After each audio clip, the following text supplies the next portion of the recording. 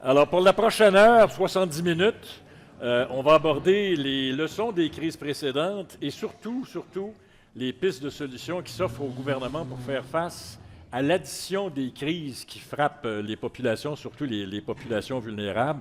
Il va être question, bien sûr, de logement, d'alimentation, de la crise des dettes personnelles.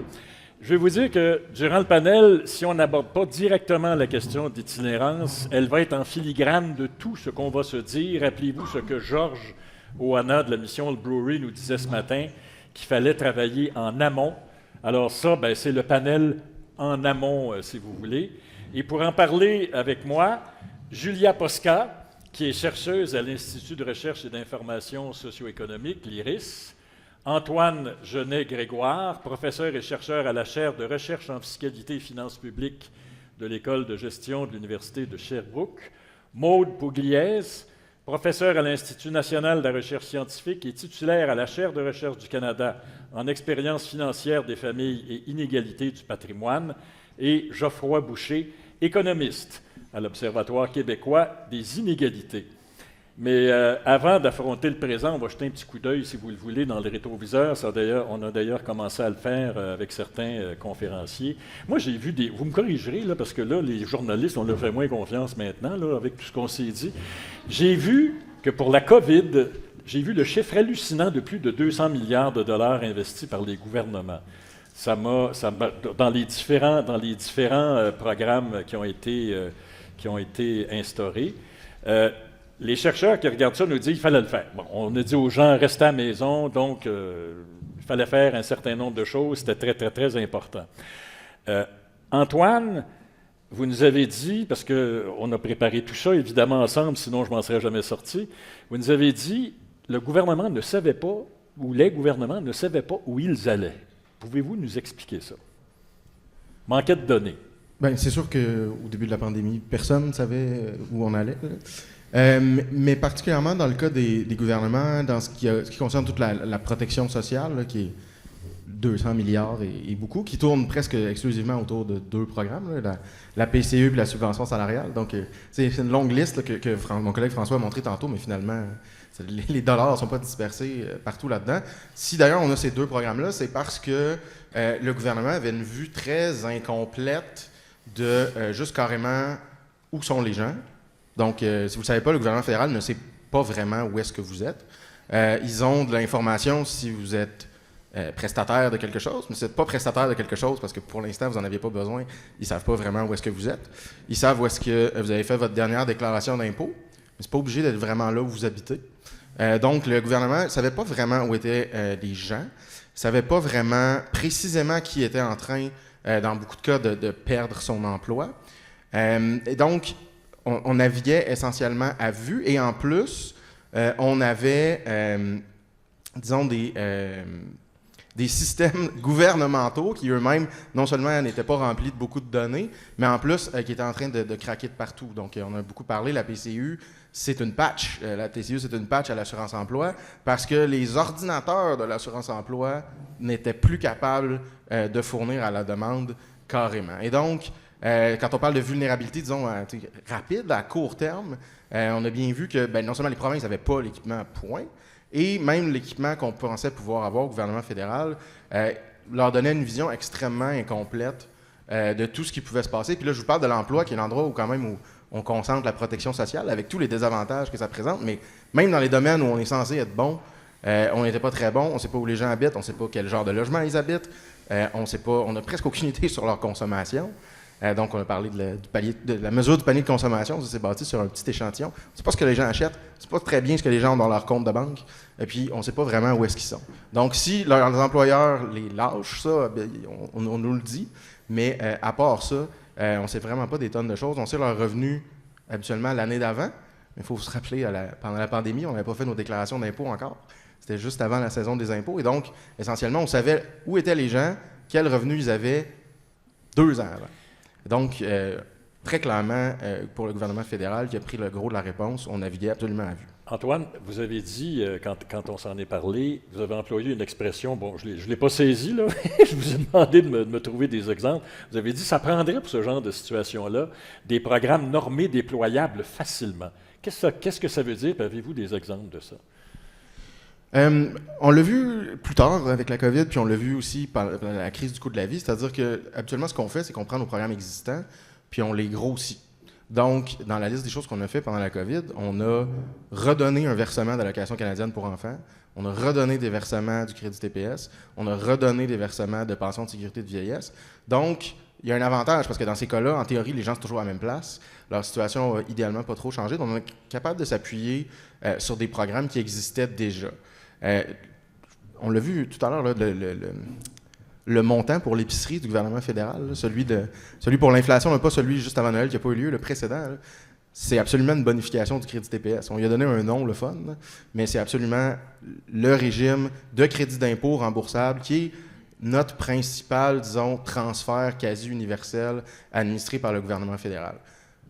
Il suffirait qu'on arrête de dire qu'il ne sert qu'à compenser pour la TPS, là, ce qu'il fait, c'est pas la seule chose qu'il fait, mais ce genre de programmes-là, ben, ils peuvent être élargis, ils peuvent servir à d'autres choses. On pourrait les moduler pour d'autres raisons que juste il y a un choc de coût de la vie. Ici, on avait une info un peu plus à jour sur les gens qui en bénéficient. On pourrait aussi imaginer le régionaliser, le cibler en fonction de l'âge, le cibler en fonction de l'industrie. Par exemple, si soudainement des industries étaient sur le point d'être décimées par notre principal partenaire commercial, bien, ça pourrait être pertinent pour nous de s'appuyer sur les mesures qui existent et essayer de diriger des fonds. Puis là, je vous parle vraiment de réponses court terme. Ce qu'on a essayé de faire pendant la COVID, mais qu'on s'est créé un dédale de gestion administrative subséquente en disant on va contrôler presque rien et après ça, on verra comment ça marche. Puis évidemment, non seulement c'est un désastre pour le gouvernement, mais c'est aussi un désastre pour les gens qui avaient besoin d'aide et après ça, ne savaient pas si on allait la leur reprendre par la suite. Donc ça, c'est la politique en plein vol, là, c'est idéalement pas ça qu'on voudrait faire à l'avenir quand on est frappé par d'autres crises. Maude, vous avez dit, bon, on s'entend que des choses devaient être faites. On s'entend là-dessus, c'est la base, il fallait, effectivement, on a dit au début, restez chez vous, donc il fallait faire un certain nombre de choses. Mais là, je vais vous citer. Vous avez dit, il y avait des mesures un peu niaiseuses qui ont entraîné une perte d'investissement public qui aurait pu être drôlement utile pour des effets structuraux. Je ne savais pas que j'allais citer comme ça dans une conversation privée. Je suis plus nuancée que ça, d'habitude. Non. Ce à quoi je fais, dans cette conversation-là, je pense quand on l'a eu, ce dont on parlait, ce que moi j'ai trouvé quand même un peu déplorable, c'était moins effectivement la PCU, je pense qu'Antoine l'a bien expliqué, un peu l'urgence, les problèmes, mais c'est quand, à la suite de la PCU, il y a eu les enjeux d'inflation, et là qu'on s'est mis à envoyer des chèques d'à peu près 200 $ par personne à tout le monde, incluant des gens qui n'en avaient absolument pas besoin. Donc, ça, pour moi, c'était... Je voyais pas nécessairement disons, l'efficacité de ça. Et quand on combine tous les montants qui ont été envoyés, qu'on les met ensemble, quand même, c'est des montants substantiels qu'on aurait pu imaginer être utilisés autrement. Et je trouve que la présentation de Mme Laflamme, là, qui m'a précédée, a donné de très bons exemples de qu'est-ce qu'on aurait pu faire avec ça. Est-ce que ça aurait pu aller, par exemple, dans le parc de logements sociaux? De mon point de vue, donc moi, comme chercheur, je m'intéresse à l'endettement particulièrement. Et moi, ça a été pour moi un gros point de questionnement dans la COVID, de constater à quel point, premièrement, les individus se tournent vers le crédit pour gérer les crises. Je l'ai vu dans un projet sur l'endettement, là, je pourrais vous donner des chiffres, là, mais disons, parmi les gens endettés en 2022, il y avait à peu près 30% des gens qui disaient que c'était pour pallier une situation d'urgence qui incluait perte d'emploi, maladie, revenus trop faibles chroniquement. Donc, et ça, là, c'est vraiment des situations, je pense que vous en avez parlé ce matin, je ne pouvais pas être là, mais c'est d'envoyer des gens dans des relations de crédit qui sont profondément inégales. Et c'est dangereux. Donc, c'est des gens qui n'ont pas d'autre choix, qui ont besoin d'argent pour manger, puis on les envoie vers des prêteurs qui ont tout plein de clients devant eux, peuvent choisir, charger des taux d'intérêt qui sont extraordinaires, les cacher, qu'il y a des algorithmes même pour bien comprendre c'est à quel moment de charger les frais qui va payer le plus. Donc, c'est vraiment des relations que je dirais presque, j'ai envie de dire, vraiment de domination. Je pense qu'on peut le dire comme ça. C'est problématique. Et moi, de constater que ça ne faisait vraisemblablement pas partie de la liste des priorités du gouvernement de protéger les gens, d'entrer dans ces relations-là, j'ai trouvé ça fascinant. Et il n'y en a pas eu de mesure. La seule mesure qu'il y a eu, je ne sais pas si vous allez vous souvenir, au tout début, c'est Justin Trudeau qui a dit dans une des conférences de presse, « Hey, les banquiers, pourriez-vous être gentils avec vos clients? Pourriez-vous leur donner des breaks? » Tu sais, aucune obligation, aucune... Et moi, je me disais, imaginez-vous les inégalités aussi qui se créent là-dedans. Qui va oser le demander? Qui va recevoir? Donc, moi, j'ai des idées, des suggestions de pistes d'action pour que le gouvernement pourrait prendre pour mieux protéger les gens dont on pourra parler dans le reste de cette conversation-ci. Bon, je reviens à ma question de tantôt. Vous disiez, les gouvernements sont court-termistes. On a peut-être un problème socio-électoral, je ne sais pas. Ils sont électoralistes dans leur façon de donner d'imaginer des programmes qui ne sont pas très structurants. Est-ce que je vous mêle, là? Non, moi non plus, je ne savais pas que j'allais être citée. Mais oui, c'est sûr que quand on regarde des chèques qui sont donnés comme ça, puis bon, à tout le monde, sans considération pour qui en a vraiment besoin, on peut se dire que là, on a une mesure qui vraiment frappe l'imaginaire, mais qui ne tient pas compte de la réalité de qui il faudrait aider avec les fonds publics. Mais je trouve ça intéressant qu'on parle d'endettement parce qu'au tout début de la pandémie, à cause des aides vastes, larges qui ont été données, puis bon, peut-être avec certains défauts parce que justement, on a voulu agir rapidement. Ce qui s'est passé, entre autres, c'est que le taux d'épargne a augmenté considérablement, alors que justement, on est dans un pays très, comme beaucoup d'autres, très endetté, où les ménages sont très endettés. Et là, soudainement, l'épargne a remonté parce que justement, bon, on avait moins de dépenses. Là, forcément, on était tous pris à la maison à faire du pain et des revenus qui ont permis donc même de diminuer les niveaux de pauvreté juste au début de la pandémie. Ça n'a pas duré très longtemps, mais ça permet de voir que, en fait, il y a comme souvent une espèce de relation inverse entre l'endettement public et l'endettement privé. C'est-à-dire que quand l'État s'endette pour aider les ménages, en fait, l'endettement privé se trouve généralement à diminuer et vice-versa. Et donc, on présente toujours l'endettement public comme quelque chose de mal, en fait, pour le dire un peu... c'est ça, rapidement, mais et quelque chose donc qu'il faut combattre. Puis là, on entre dans une nouvelle période d'austérité budgétaire où on met de l'avant l'importance de lutter contre les déficits et donc de couper dans les dépenses, mais sans jamais voir que le corollaire, c'est ça, c'est que c'est les individus qui vont s'endetter pour donc subvenir à leurs besoins, avec des effets évidemment sociaux importants, mais des effets économiques aussi importants parce que quand on laisse les ménages s'endetter autant, c'est l'économie dans son ensemble qui devient plus vulnérable à des chocs économiques, par exemple. Je pose ces questions-là sur les montants, les chèques de 400, les chèques de 200, le congé de TPS, parce que j'imagine Rosalie et Véronique qui devaient être enragés bien raides quand ils voyaient ce genre de mesures proposées par les gouvernements au lieu que ce soit des mesures beaucoup plus structurantes, que ce soit pour la pauvreté ou pour le logement. Geoffroy, vous avez dit on n'est pas prêt à faire face aux crises et si on adopte des mesures exceptionnelles, c'est parce que le filet social n'est juste pas assez fort pour y faire face. Bien, exactement. Puis Antoine l'a bien nommé, la PCU, c'était une patch. C'était une patch parce que notre système d'assurance-emploi n'avait pas la capacité d'agir comme un outil de stabilisation macroéconomique comme il doit l'être en temps de crise. C'est-à-dire que quand il y a une crise importante, pour éviter que la consommation à l'intérieur d'un État s'effondre, on peut compenser en stimulant le revenu de la population pour éviter que cette perte de revenus se traduise en diminution de la consommation et qu'il y ait un déclin important, un choc économique important. Mais notre système d'assurance-emploi, d'abord, ne couvrait pas assez de personnes. Deuxièmement, n'offrait pas des prestations suffisantes. Et troisièmement, on n'avait pas la capacité de système d'agir assez rapidement. Donc, en une semaine, le gouvernement du Canada a dû imaginer un nouveau programme. Et ça a été tout qu'un branle-bas de combat. Moi, à l'époque, je travaillais au gouvernement du Canada à cette période-là. Puis, en à peu près une semaine, il a fallu imaginer un système, puis distribuer des chèques à près de 8 millions de personnes. Et on y est arrivé, ce qui a amené un lot de critiques par la suite. Mais on a eu cet effet de stabilisation macroéconomique.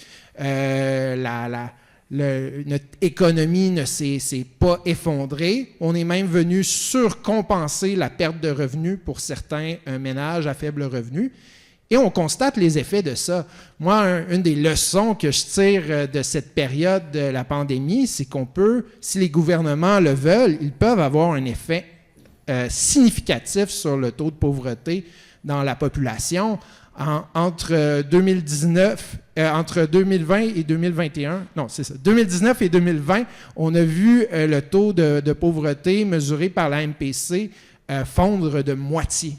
Même chose si on regarde le faible revenu avec la MFR. Donc, il y a une réduction importante de la pauvreté momentanée au Canada liée à ces mesures-là. Et ça se répercute également dans les inégalités. Si on regarde les inégalités de revenus après impôt, il y a une diminution significative de ces inégalités-là pendant la période pandémique en raison de ces aides d'urgence. Donc, une des leçons que je garde en tête, c'est si les gouvernements le souhaitent, ils peuvent agir de manière significative sur la distribution des revenus dans la société.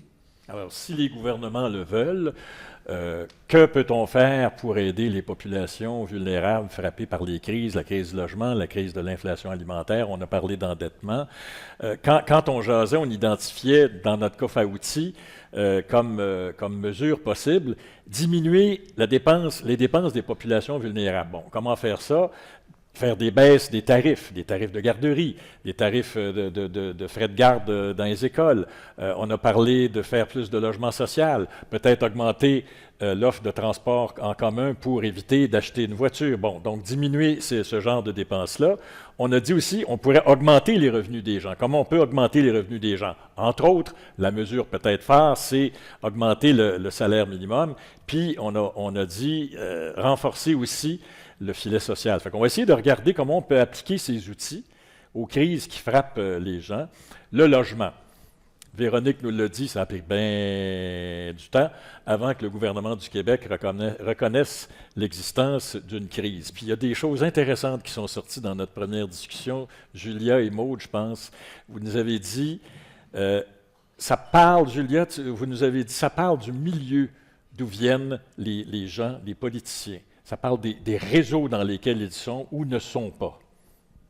Oui, la réponse à la crise du logement, en effet, parce que, c'est-à-dire, oui, on sait que quand on regarde la composition du gouvernement Legault, mais même les gouvernements avant, c'est majoritairement, des personnes qui appartiennent aux classes supérieures de la société qui composent ces gouvernements-là, et donc, ça a été dit plus tôt, et donc, qui ont un point de vue, le point de vue qui est informé par leurs conditions socio-économiques. Et donc, quand on a vu la ministre France-Hélène Duranceau suggérer aux locataires d'investir dans l'immobilier pour finalement mieux se loger, on a vu là, disons, un exemple, presque, j'allais dire caricatural, tragique, je ne sais pas trop comment qualifier ça, mais de quelqu'un qui est vraiment déconnecté de la réalité des gens pour qui qu'elle est censée représenter.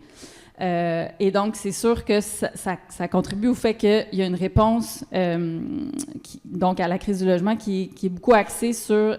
Et aussi, on est dans des gouvernements, avec des gouvernements qui sont donc, parce que beaucoup de gens issus du milieu des affaires, sont aussi à l'écoute des préoccupations de ce milieu-là et donc vont miser, par exemple, vont nous dire, bon, ben, il faut construire plus de logements et construction de logements, dans ce cas-là, ça veut dire simplement favoriser, faire en sorte que l'industrie immobilière puisse construire, alors qu'on sait que même si on construit beaucoup, si on ne construit pas des logements qui répondent aux besoins des gens, bien, on ne réglera pas la crise d'abordabilité dont parlait Véronique. J'ai perdu le reste de mon idée, mais... Ça, c'est moi de oui. faire le reste de son idée. J'ai perdu le Ça fil. prend toujours un jeune de me ramener. Oui, ben donc c'est ça, des solutions qui sont pas adaptées. Et c'est ça. L'autre chose que je voulais dire, c'est parce que là, je parlais du gouvernement provincial, mais au niveau fédéral aussi, on a beaucoup, quand on regarde les réponses à la crise du logement, on a beaucoup des réponses qui sont centrées sur l'idée que les besoins en termes de logement doivent passer par l'accès à la propriété. Et là aussi, on est en fait dans une vision du logement qui appartient justement à un certain idéal de la classe moyenne. Hein. Donc, faire partie de la classe moyenne, c'est posséder une maison. Et donc, on a eu des politiques d'habitation depuis après la Deuxième Guerre mondiale qui ont été centrées sur l'accès à la propriété.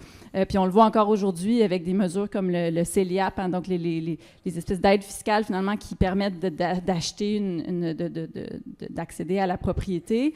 Et peut-être que dans notre, pas juste peut-être, mais dans notre réponse à cette crise-là du logement, il faudrait aussi changer peut-être cette conception-là parce que au fond, se loger, c'est pas nécessairement être propriétaire. C'est juste avoir accès à un logement qui va, dont le prix justement va respecter nos revenus. Et donc, si on change notre perspective, peut-être qu'on va être capable de développer des politiques qui sont plus adaptées là, aux besoins de la population et des plus pauvres notamment. Antoine? Oui, j'aurais un petit bémol. Respectueusement, là.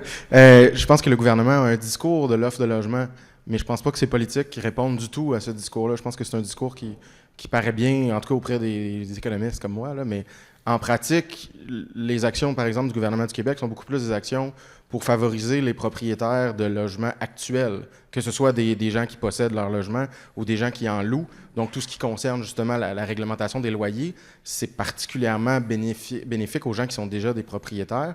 On a parlé tout à l'heure d'essayer de combattre la spéculation. Je pense qu'un problème qu'on a, c'est qu'on vend le mythe qu'il faut être propriétaire pour avoir réussi quelque chose dans la vie. Et un petit peu, on fait de tout le monde des spéculateurs. C'est-à-dire que l'idée de s'acheter un logement dans le but que ce soit un investissement, même si on vit dans son investissement et qu'on va le revendre et après ça passer à un logement plus grand, c'est en soi de la spéculation. Et donc, ça ne marche que dans la mesure où l'offre de logement est limitée.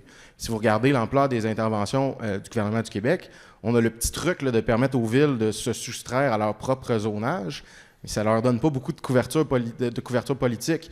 Si on était sérieux sur la portion libéraliser l'offre pour un gouvernement de droite, là, on abolirait le zonage, on ferait du zonage incitatif mur à mur, dicté par Québec, et on enlèverait ça de la main des villes. C'est pas du tout ce que le gouvernement du Québec a fait. C'est la même chose en Ontario. C'est la première recommandation du panel d'experts du gouvernement Ford sur le logement. Libéraliser le zonage, permettait aux gens de construire plus haut des logements qui correspondent mieux aux besoins que des maisons unifamiliales détachées. C'est la première chose que le gouvernement Ford s'est empêché de ne pas faire. La clientèle électorale de ces partis-là, à mon avis, dans leurs décisions en logement, avant tout, c'est les propriétaires actuels. Les promoteurs, clairement, ils ont leur oreille dans une certaine mesure, là, mais si c'était eux qui dominaient, on ne verrait pas du tout les politiques qu'on voit. Et donc, il y a un problème là-dedans parce que ça nous prive de l'option offre, qui peut-être pas la meilleure, mais certainement, c'est pas celle qu'on voit. On n'a pas une explosion de l'offre de logement qui serait une réponse plausible quand même à la crise du logement. C'est pas ça qu'on voit. Et probablement qu'on n'a pas la possibilité d'explorer cette option-là parce que si on fait exploser l'offre, la valeur des maisons de tout le monde va stagner, y compris les gens dont c'est le principal actif, leur principale source de résilience financière, c'est leur maison. Et donc, on est... Dans la mesure où on est propriétaire, même si on n'est pas de riches propriétaires terriens, tous les propriétaires participent un petit peu à cet exercice-là de vouloir spéculer sur soi-même, investir dans son propre bien et donc être réfractaire à la construction de nouveaux logements à côté de chez nous, dans nos villes, dans nos régions. Geoffroy? Très, très intéressant. Effectivement, le problème, c'est que l'habitation, le logement, qui est un besoin essentiel, est devenu un produit financier, en quelque sorte. Puis ça a des impacts assez importants sur l'ensemble de la société. À l'Observatoire québécois des inégalités, on travaille en ce moment là, sur une série de notes sur la classe moyenne. Puis dans une des notes qu'on a fait, on suit le portrait de la classe moyenne au cours des 50 dernières années. Puis une des lignes de fracture qu'on voit apparaître, c'est pas nécessairement entre les différentes classes sociales, mais c'est entre les propriétaires et les locataires. Nous, ce qu'on voit, c'est que sur 50 ans, la situation financière des personnes locataires s'est dégradée, alors que la situation financière des personnes propriétaires s'est grandement améliorée. Et ça a toutes sortes de conséquences, notamment sur la santé. Dans une autre étude qu'on a fait l'an passé, on analysait le lien entre le patrimoine et la santé et on constatait que les personnes qui sont propriétaires avaient en général un état de santé plus favorable que les personnes locataires, autant sur la santé physique que sur la santé mentale. C'est en lien notamment avec la qualité des logements dans lesquels on habite. Lorsqu'on est locataire et qu'on habite, par exemple, dans un logement avec un taux d'humidité élevé, un niveau de moisissure élevé, ça a un impact clair sur la santé, mais c'est aussi en lien avec la santé mentale parce que l'insécurité résidentielle a un impact important sur le stress qui est vécu par les personnes. Et le stress, lorsque conjugué à d'autres problèmes de santé, finit par générer là, une spirale de difficultés financières assez importante. Donc, il y a clairement un enjeu autour du logement. Je pense qu'il y a des mesures qui peuvent être faites pour définanciariser le logement. Tout à l'heure, Véronique Laflamme là, parlait de l'importance de venir protéger l'abordabilité du parc locatif de logement. Et on peut le faire notamment en faisant croître la part du logement hors marché, donc retirer du marché une part du logement locatif pour préserver son abordabilité à travers le temps, mais ça passe aussi par la réglementation, réglementer davantage les pratiques spéculatives. Et incidemment, oui, Maude, mais incidemment, je vous conseille fortement, si vous ne l'avez pas déjà fait, de regarder le film Le Dernier Flip sur tout.tv. On parle de façon de démarchandiser le logement. C'est vraiment... Moi, j'en ai quasiment pleuré à la fin parce que si on pouvait étendre ça, on réglerait tellement une grande partie des problèmes. Maude? Oui, je suis tout à fait d'accord. Je trouve ça intéressant, tous ces points-là, pour rebondir. J'aimerais aussi souligner une des raisons pourquoi il y a cette préoccupation-là aussi. Elle est là pour des logements abordables, mais elle est là aussi pour que des maisons ne perdent pas leur valeur. C'est très contradictoire et ça touche à tout ce qu'on vient de dire. Puis il y a des raisons pour ça et je voulais le mentionner aussi quand même, une des raisons pourquoi la classe moyenne, c'est tellement... sa situation financière s'est améliorée, c'est principalement en raison de l'augmentation de la valeur des maisons. Donc, c'est comme un paradoxe aussi. Je pense qu'il faut faire attention quand on parle de ces choses-là, c'est un peu des bacs versants.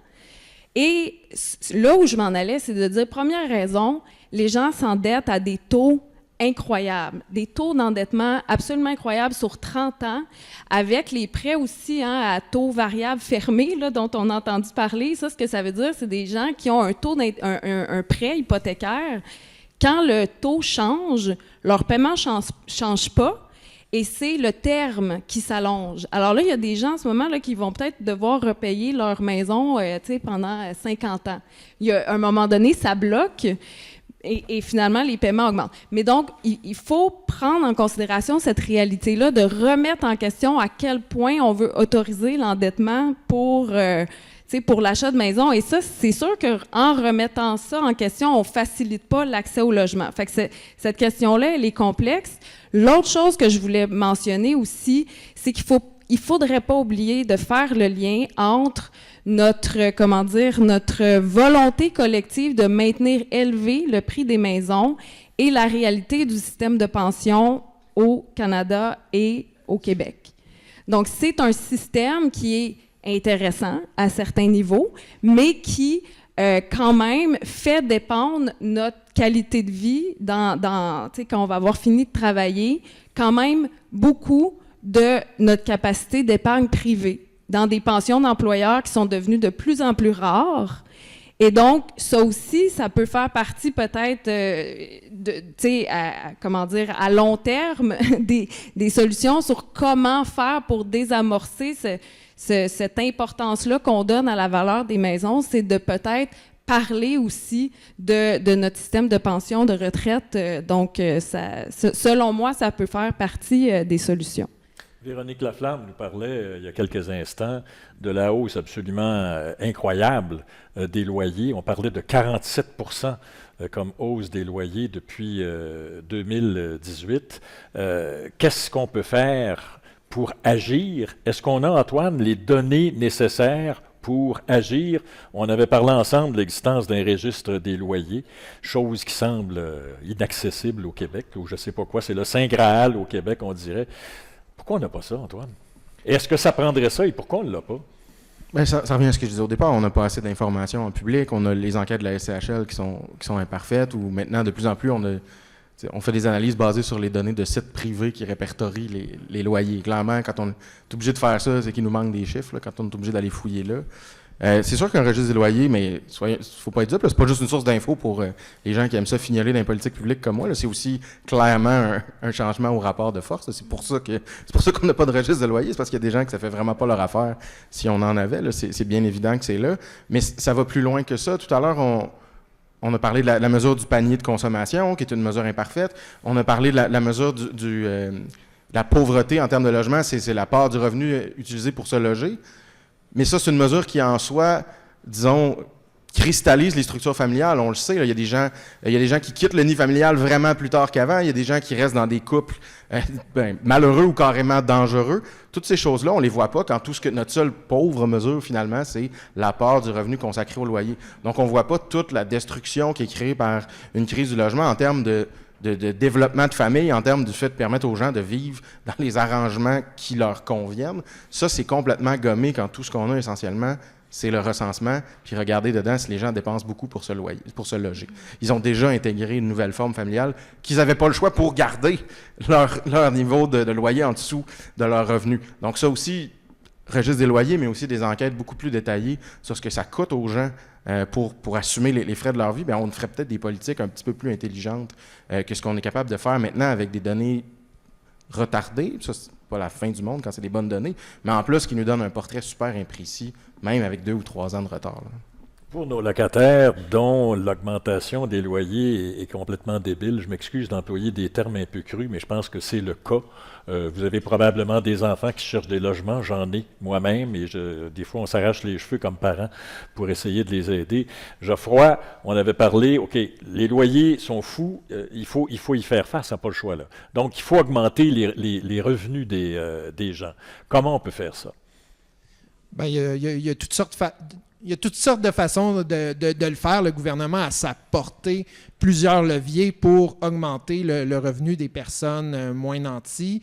On a notamment le salaire minimum, qui est un levier qu'on peut utiliser. On a tous les transferts gouvernementaux. On a parlé tout à l'heure du crédit d'impôt de solidarité. On a parlé des allocations pour enfants.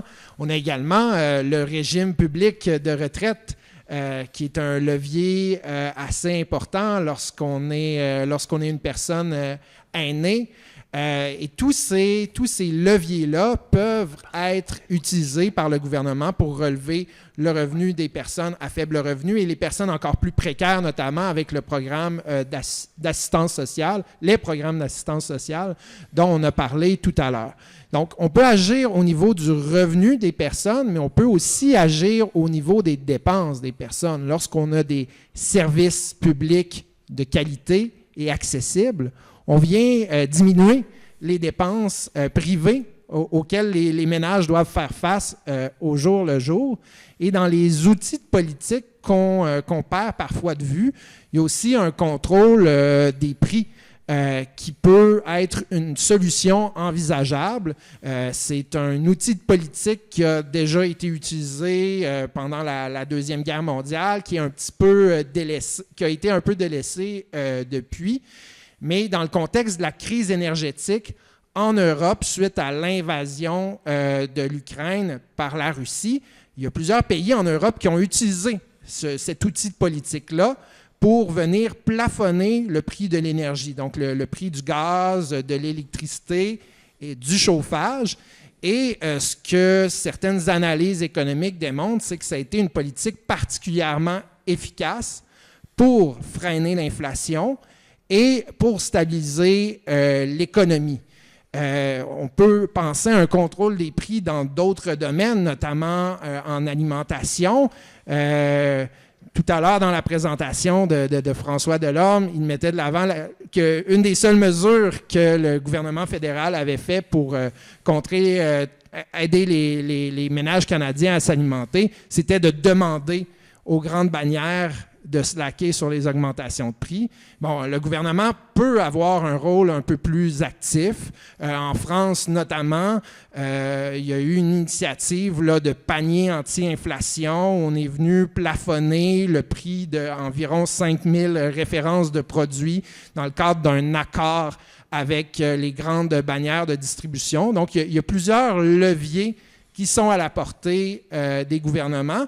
Puis, il faut analyser l'ensemble de ces leviers-là lorsqu'on veut faire face à des crises. On a parlé de l'augmentation du salaire minimum, ça serait peut-être une des mesures principales, mais à chaque fois qu'on parle de l'augmentation du salaire minimum, on nous dit « Oui, mais il va y avoir des centaines de milliers de pertes d'emplois, Geoffroy. » Qu'est-ce qu'on fait? Oui, ça, c'est un mythe à déconstruire. En fait, si on augmente le salaire minimum, on stimule l'économie locale. Parce que les gens dont le revenu dépend du salaire minimum, c'est des gens qui ont un revenu disponible souvent très faible. Et tout le pouvoir d'achat gagné par une augmentation du salaire minimum est directement dépensé dans l'économie locale.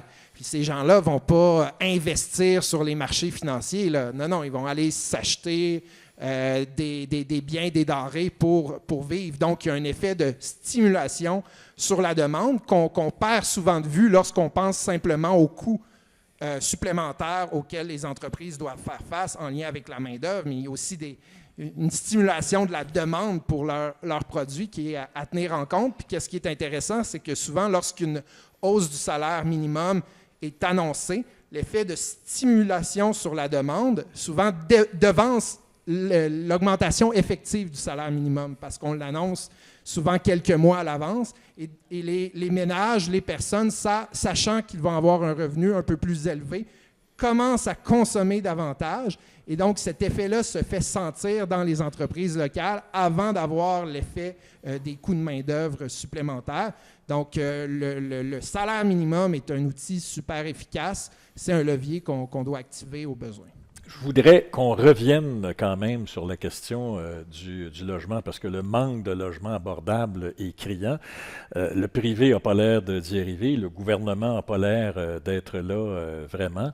Mais dans certains pays, Julia, on y a vu depuis longtemps. Oui. Oui. Et donc, c'est ça. Là, on est dans un contexte où les gens ont comme option le marché locatif privé ou encore, l'accès à la propriété pour les ménages plus fortunés. Et donc, on l'a vu tantôt, la portion logement social, en fait, puis si on étendait logement communautaire, elle est, en fait, c'est marginal dans le parc de logements au Québec. Il y a des endroits, oui, dans le monde qui ont fait des choix différents. Pierre voulait que je vous parle de l'exemple de Vienne parce que, c'est un exemple dont vous avez sans doute entendu parler, qu'on nomme souvent parce qu'il est intéressant, parce que la Bosse, en fait, c'est une politique qui remonte à déjà presque un siècle de développer finalement un parc de logements publics et ce choix qui a été fait là fait en sorte qu'aujourd'hui, à Vienne, c'est environ 60% de la population de la ville qui habite dans un logement qui est soit public, donc soit une propriété là, de la ville, ou encore propriété de ce qu'ils appellent des corporations à profitabilité limitée, là, si je ne me trompe pas, donc des OSBL, bon, qui ont certaines obligations, là, par exemple, de réinvestir une partie de leur surplus dans la création de nouveaux logements, limiter les hausses de loyer.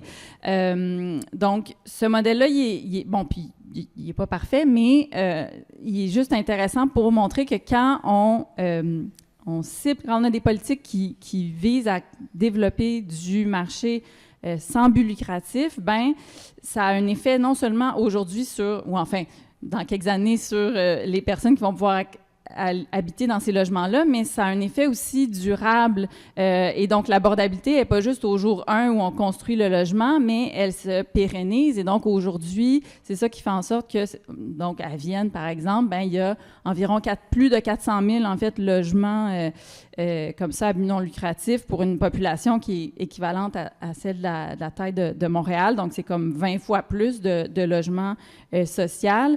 Et l'intérêt de cette approche-là, ben, c'est de limiter donc les dépenses que les ménages font dans le logement, parce qu'il faut le rappeler, le logement, c'est une dépense qui est non compressible.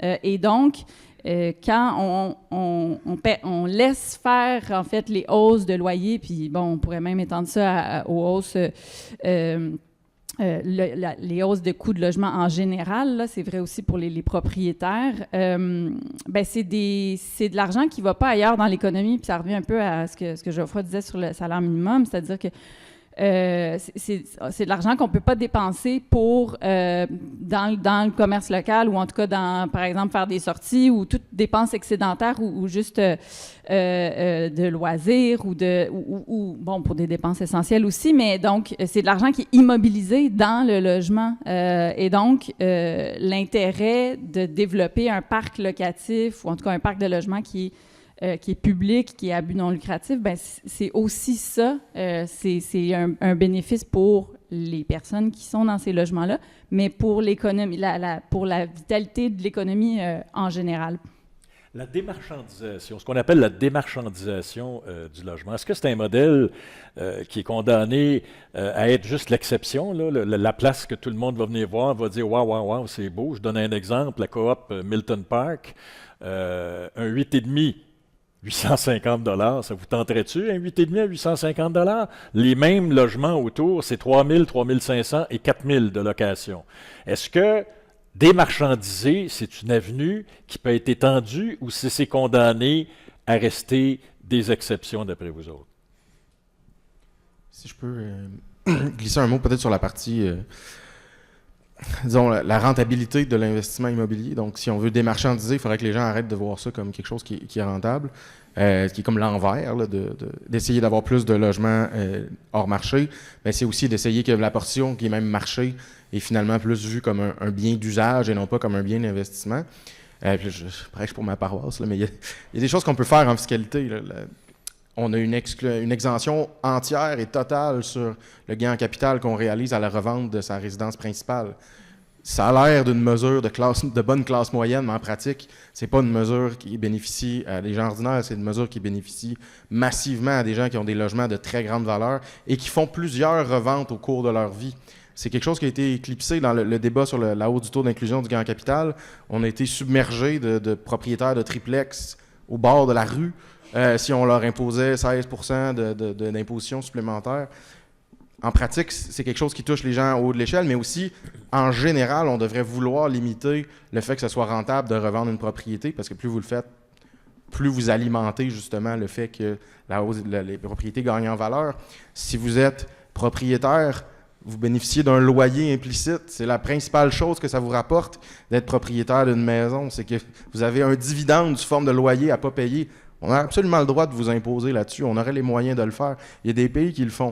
Mais nous, on a un système fiscal qui, presque tous les détours, favorise très lourdement la propriété immobilière. Et donc, c'est pas surprenant non plus que les gens aient décidé d'en faire une source d'investissement. C'est sûr qu'il y a un conflit intergénérationnel. Si on fait ça pour faire des gagnants, par exemple, dans les générations plus jeunes, nécessairement, on va faire d'une certaine façon des perdants dans les générations plus âgées qui ont plus de valeur accumulée dans les logements, mais c'est des changements qu'on peut faire, disons, diminuer le taux de rentabilité, ben c'est progressivement faire que les gens vont s'asseoir sur la valeur qu'ils ont accumulée, mais peut-être cesser d'en accumuler autant, parce que ça se fait nécessairement au coût de doubler la valeur des propriétés aux 5 ou 10 ans, c'est absolument pas soutenable.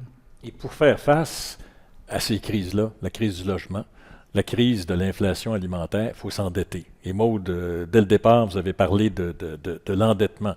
Et lors de notre conversation préalable, vous avez dit quelque chose qui m'a beaucoup frappé. Vous avez dit, au lieu de faire des demandes collectives, les gens s'endettent et se font stigmatiser, ils se stigmatisent eux-mêmes. L'endettement, c'est une façon de stigmatiser les gens au lieu que, collectivement, on dise « Hey, ça marche pas ». Bien, je pense qu'il y a beaucoup de répercussions, malheureusement négatives à l'endettement. C'en est une. C'est une. Quand on va, on emprunte ce chemin-là parce qu'on n'a pas le choix. C'est littéralement, des fois, une question entre se nourrir, vêtir ses enfants ou pas. Donc, je ne pense absolument pas que c'est un geste qui devrait être stigmatisé, mais c'en est un. Puis c'est notre culture entourant le crédit l'entoure de beaucoup de secrets, de culpabilité. Et donc, les gens vont facilement internaliser peut-être l'idée que c'est leur faute. Et je pense, oui, que ça peut jusqu'à un certain point, peut-être que ça arrange un peu les gouvernements de laisser un large champ, en fait, aux dettes privées dans les solutions des crises, parce que je pense que ça tait jusqu'à un certain point les fameuses mobilisations sociales dont quelqu'un a parlé plus tôt et avec qui j'étais tout à fait d'accord, là, que ça prend ça pour du changement. Donc, c'est une des répercussions de l'endettement. C'est pas la seule. Je veux le mentionner. Quand on s'endette à des très hauts taux d'intérêt, si éventuellement on fait face, et je pense que beaucoup de gens le savent ici, à une incapacité de payer, à faire faillite, il n'y a pas toujours, premièrement, des sorties de ça. Ça coûte cher. Et il y a des pénalités, entre autres, parce que notre code de crédit, notre historique de crédit en ce moment, il n'est pas utilisé seulement pour accorder du crédit dans nos sociétés. Il est utilisé parfois quand on va évaluer des candidats pour du travail. Je peux donner un autre exemple qui est plus comme niaiseux, mais c'est comme devenu une sorte de mesure de notre valeur morale comme individu. Okay? Et pour avoir accès aux données de Statistique Canada, il faut se faire accréditer dans des centres de données, etc. Et il faut soumettre notre code de crédit. C'est comme ça, comme chercheur, qu'on se fait évaluer. Donc, ce que je trouve mortifère. Et ça, on voit ça dans plein d'endroits. Fait que moi, une des choses vraiment que je pense qui serait très faisable à court terme, c'est des politiques qui empêchent ces utilisations-là. Ça, je pense que ça aiderait énormément à comment l'endettement permet aux crises de se réverbérer sur le long terme. Donc, je peux peut-être arrêter là pour laisser la parole ici, mais j'ai d'autres idées aussi. Ben, vas-y, allez-y.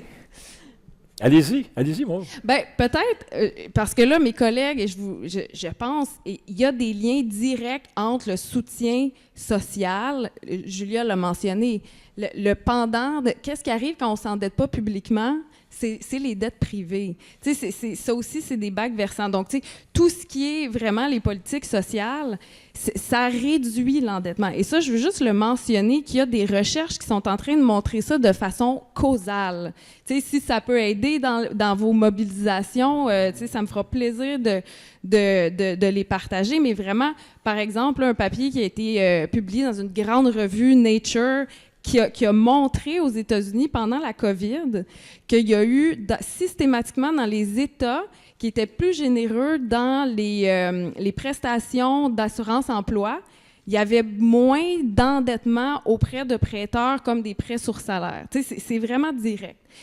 Mais aussi, j'allais dire, je pense vraiment qu'à un moment donné, donc, pour limiter l'endettement, faut pas seulement réglementer, bien sûr, le secteur du crédit. Ça, je pense que c'est des besoins qui sont là. Moi, je pense qu'il y a peut-être aussi plus de place à prendre par l'économie sociale, par le secteur communautaire dans le monde du crédit à la consommation. Il y en a très, très peu. Et c'est récent quand même dans notre histoire que le crédit, c'est, c'est comme un truc autonome qui est déconnecté des autres relations sociales puis qui se fait pour le profit.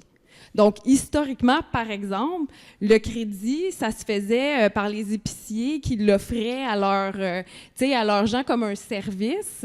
Ça se faisait beaucoup dans les familles, entre amis.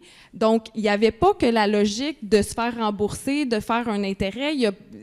Le crédit était vraiment pris dans toutes sortes de logiques sociales plus globales.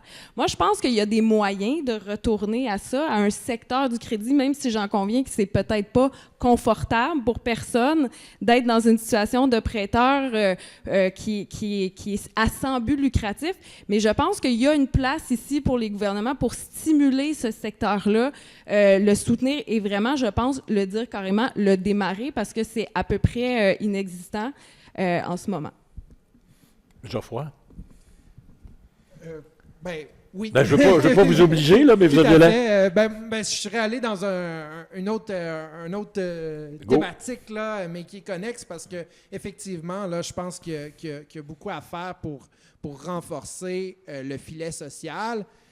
Et ça me rappelle ce que François Delorme disait concernant le dossier dans la presse qui nous questionnait. Est-ce qu'on a les moyens de se payer ce filet social-là au Québec? Moi, je pense que la question, c'est est-ce qu'on a les moyens de s'en priver? Et je crois que non, parce que on traverse une ère de crises multiples. Les crises vont être de plus en plus fréquentes.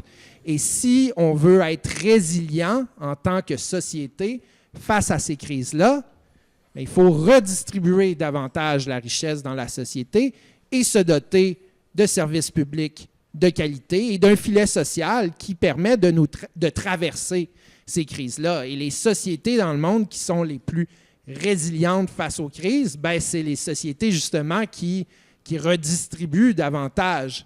On pense aux habituels pays nordiques, Suède, Finlande, Norvège, Danemark, Islande, mais il y a réellement le poids de la fiscalité est effectivement plus élevé là-bas, mais on a aussi un système de protection sociale beaucoup plus intéressant. Au Danemark, si quelqu'un perd son emploi, c'est 90% de son salaire, de son revenu qu'il vient rechercher en prestations. Et ces prestations-là peuvent durer pendant 2 ans, pendant lequel il y a de l'aide à la formation. On n'a pas ce niveau de protection sociale là du tout au Canada, encore moins aux États-Unis. Et c'est pas juste là, les fameux pays scandinaves. Là. Il y a plein de pays en Europe qui redistribuent davantage. La Belgique, les Pays-Bas. Ça peut être intéressant aussi de regarder ce que fait l'Allemagne pour faire face aux crises. Il y a une économie qui est un peu plus coordonnée. Donc, le gouvernement va collaborer avec les grands employeurs pour traverser des crises, pour s'assurer qu'il y ait moins de licenciements. Il y a des sociétés comme le Japon qui ont un niveau de cohésion sociale plus élevé, plus de redistribution, une politique macroéconomique un peu plus proactive. Donc, il y a plein d'exemples. Et ce qu'on retire de ça, c'est que plus on redistribue la richesse, plus on se dote d'un système de protection sociale fort, plus on va être en mesure de faire face à ces crises-là qui seront plus fréquentes. Julia? Oui, je rebondis là-dessus parce que, et le dossier de la presse, là, mais est-ce qu'on a les moyens de... c'est rare qu'on ait vu un dossier faire réagir autant de gens. Mais est-ce qu'on a les moyens du filet social? Là aussi, même la question est court-termiste parce que évidemment, elle suppose, en fait, elle est motivée, si on veut, par l'état de la dette publique, encore une fois, et des dépenses croissantes de l'État. Et là, on oublie les dépenses futures que que les gouvernements vont devoir faire s'ils ne s'attaquent pas aux différentes crises. Quels sont les coûts de l'inaction, finalement? Exactement. Puis bon, l'exemple le plus flagrant, c'est les crises environnementales, la crise climatique. L'État n'investit pas dans la transition écologique. Par contre, il doit investir dans les mesures d'adaptation, investir dans la compensation pour aux ménages pour les effets des catastrophes naturelles qui se multiplient. Il doit investir à travers les programmes d'aide de soutien aux producteurs, productrices agricoles pour compenser pour les pertes liées, encore une fois, là, aux effets des catastrophes naturelles sur le secteur agricole. En santé, je veux dire, quand on n'investit pas dans le logement social, puis qu'on se retrouve avec des personnes, une quantité, c'est-à-dire l'itinérance qui est en hausse, l'État investit dans des services policiers pour gérer les problèmes de voisinage que ça crée. Donc, il y a toutes sortes de coûts comme ça dont on ne tient pas compte, puis qu'on pourrait épargner si on avait donc une vision à plus long terme de la réponse qu'on doit amener à ces différents problèmes sociaux-là. Maud? Oui, à moins que, je ne sais pas si Antoine, tu voulais, mais je trouve ça super intéressant, en fait, puis je trouve que c'est ça qui était ressorti aussi la fois qu'on en avait parlé en privé, on pensait. Non, mais c'est que j'ai l'impression que tout le monde a un certain sentiment que ce qui est important puis ce qui peut aider en termes de solutions, c'est de valoriser, en fait, notre état social, là, contrairement à ce qui a été suggéré dans ce fameux dossier. Et là, il y a plein de bons arguments pour le valoriser qui ont été amenés. Puis j'aimerais en amener un autre qu'on, malheureusement, je trouve, on voit peut-être pas assez, puis qu'entre autres, j'ai trouvé ça fascinant de ne pas le voir dans le dossier de la presse, mais c'est l'effet sur la famille. Je sais pas, mais donc on sait peut-être, le savez-vous, au Québec, on en parle des fois de ce déclin-là de la fécondité. Donc il y a moins d'enfants, il y a beaucoup d'alarmisme entourant ceci. Ce déclin-là de la fécondité, on le voit partout dans le monde depuis 2008. Okay? C'est fascinant, vraiment. Là, vous pouvez aller voir, il y a plein de papiers là-dessus. Les gens se l'expliquent assez mal. Mais que se passe-t-il, Seigneur, depuis 2008? C'est un déclin qui est quand même assez marqué. Et pour l'instant, l'hypothèse là, qui a le plus haut niveau d'appui, c'est l'incertitude économique. C'est toutes ces crises-là qui font en sorte, les problèmes de logement, le coût de la vie, qui font en sorte que les gens se disent, je vois pas comment je peux potentiellement avoir un enfant. Donc, il y a de moins en moins de gens en couple aussi, pour toutes sortes de raisons, mais entre autres parce qu'ils n'arrivent pas à se trouver de logement, considèrent pas qu'ils sont rendus à un niveau économique assez, donc, suffisant pour, fonder une famille et tout ce que ça implique. Et ça, il y a l'état social, en fait, ça favorise ça dans certains cas. Et ici, on a M. Noël qui le sait mieux que tout le monde, bien sûr, qui a étudié ça. Mais quand il y a des États qui adoptent des politiques, comme on l'a fait au Québec, familiales, donc qui soutiennent, par exemple, par des services de garde, mais l'ensemble des politiques publiques qui peuvent soutenir autant l'éducation que le logement, ça facilite le fait d'avoir des enfants. Puis on le voit au Québec, en fait, on a été toujours, jusqu'à la politique familiale, on était vraiment la province qui avait le moins d'enfants. Et là, on est parmi les provinces au Canada qui en a le plus. Moi, je veux le mentionner parce que faire la connexion entre ces deux choses-là, je pense que ça peut aider à vendre cette importance-là du filet social, surtout à des personnes qui, comme les personnes qui sont les dirigeants en ce moment, qui sont peut-être moins sensibles à d'autres arguments. Donc, puis juste pour le mentionner aussi, dernier petit point là-dessus, c'est que ce qu'on voit en ce moment dans le monde de la famille, c'est aussi que la famille, c'est presque en train de devenir une question de classe sociale. Donc, les personnes en couple, mariés, de façon stable, avec des enfants, de plus en plus, en fait, c'est concentré parmi les personnes qui ont des hauts niveaux de revenus. Donc, quand même, c'est juste pour dire que c'est pas rien, ça non plus, cette répercussion-là des crises, puis c'est vraiment une réalité sociale que l'État social peut améliorer. Puis je pense qu'on gagnerait vraiment à l'ajouter, ce point-là, dans nos outils qui visent à convaincre finalement nos dirigeants et notre population à continuer à valoriser. Je vais être bien honnête avec vous autres.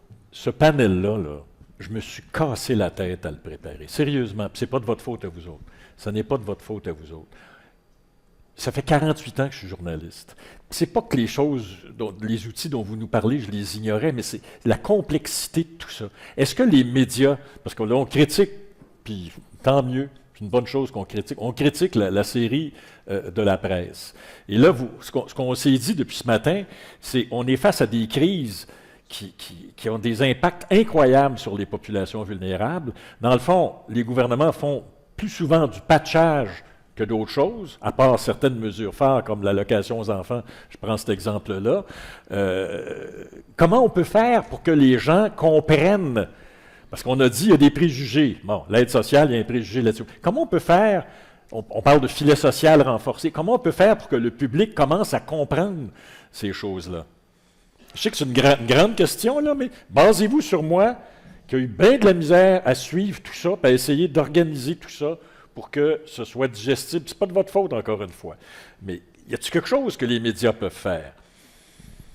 Puis je reviens peut-être à ce que... Qui disait ça?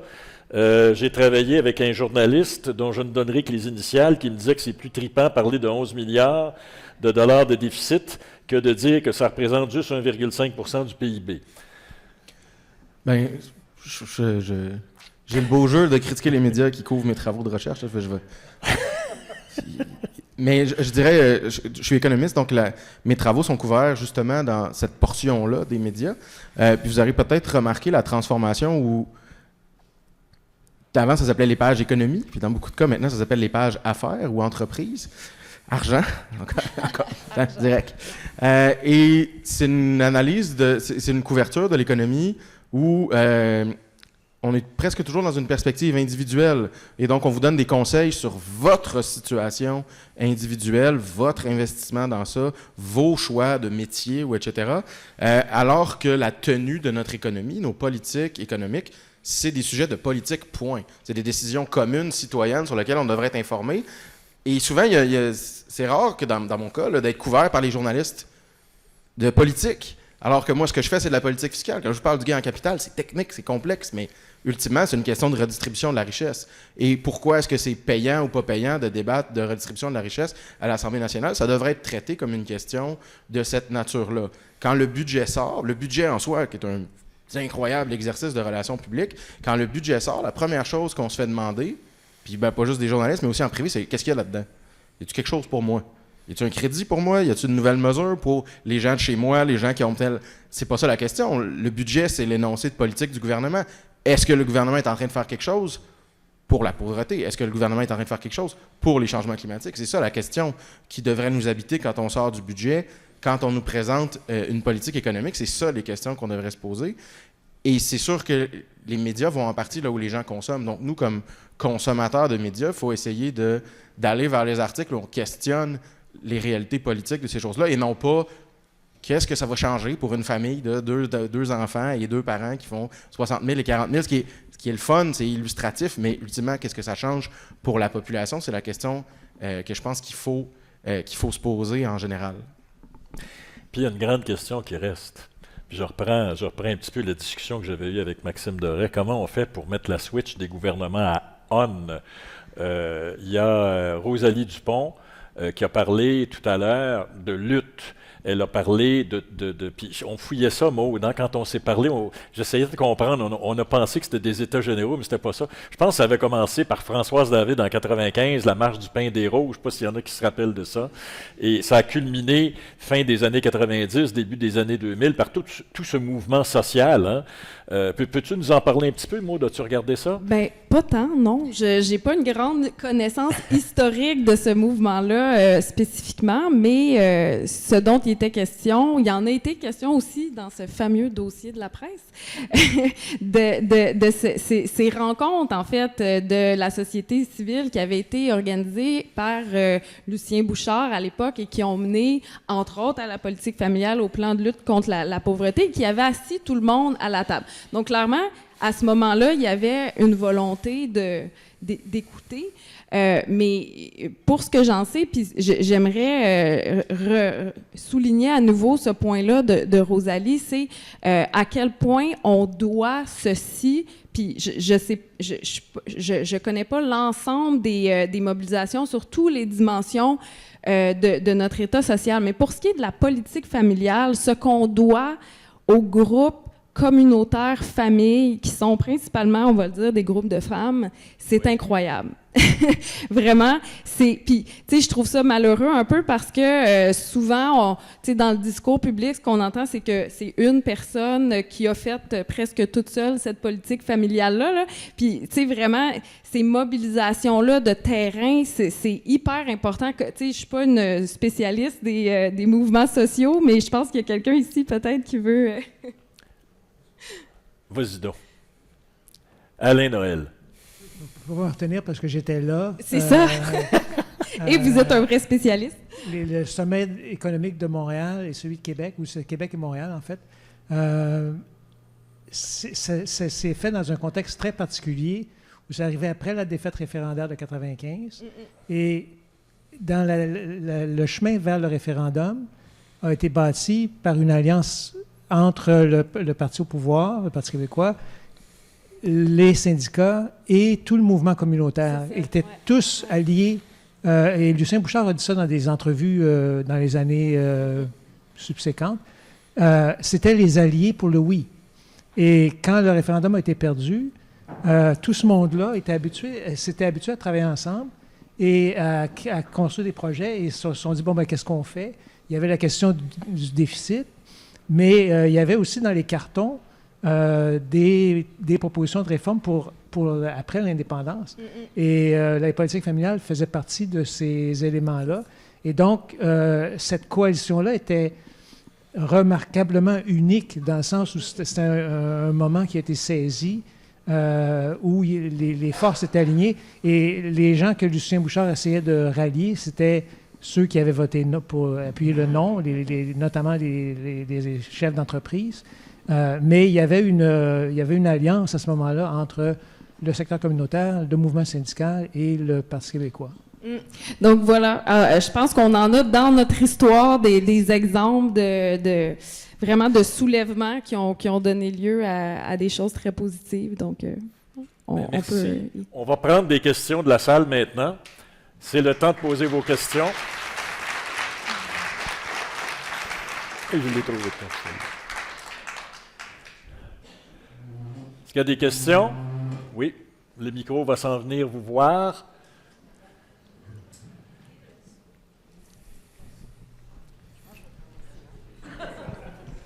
Bon, Émilie Lorrain-Dansereau, SF du Nord. Je m'excuse tout le monde, j'ai encore une question. En fait, j'en ai deux. Je voulais savoir, parce que dans le logement, vous avez parlé d'intervenir sur la fiscalité, limiter l'investissement, tout ça, mais on n'a pas beaucoup parlé des propriétaires qui sont aussi des corporations.